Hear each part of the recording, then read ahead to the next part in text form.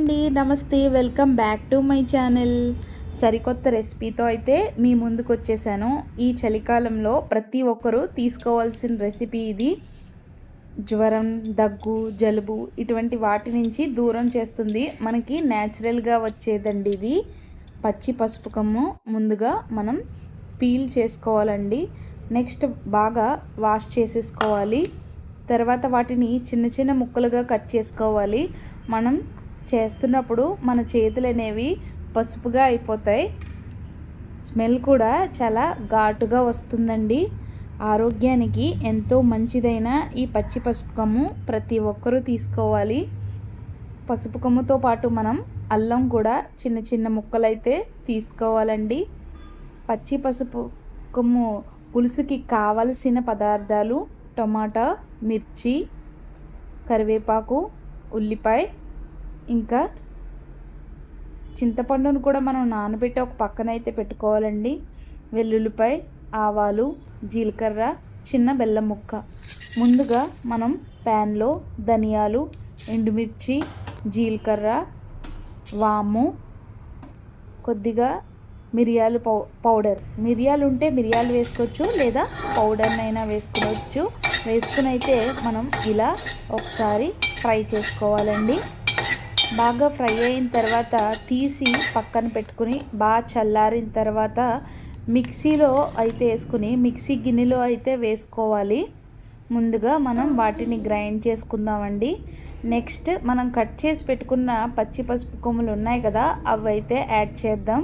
అల్లం ముక్కలు కూడా యాడ్ చేసుకోవాలండి. బాగా మెత్తని పేస్ట్ అయితే తయారు చేసుకోవాలి. ఈ విధంగా వాటర్ యాడ్ చేసుకుంటూ బాగా మెత్తని పేస్ట్ అయితే యాడ్ చేసుకోవాలి.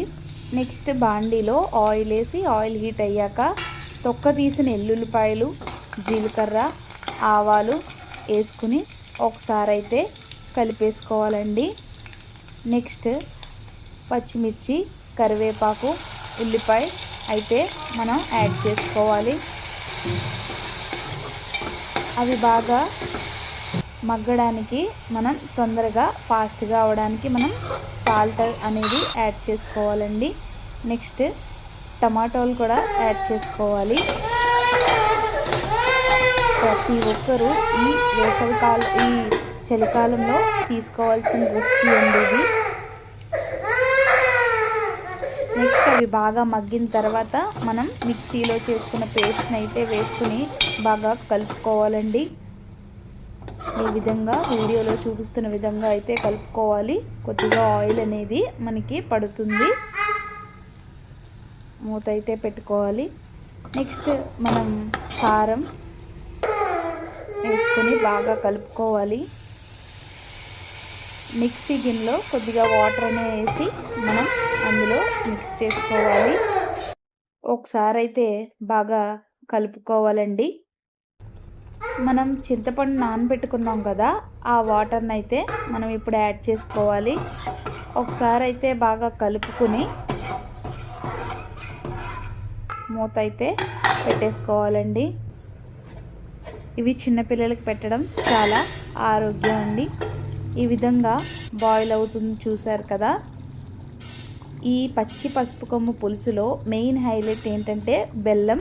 ఏ పులుసుకైనా బెల్లం వేసుకుంటే చాలా రుచిగా ఉంటుందండి. అలా అని చేపల పులుసులో వేయకండి. ఓన్లీ కొన్ని పులుసులకే నేను చెప్పేది.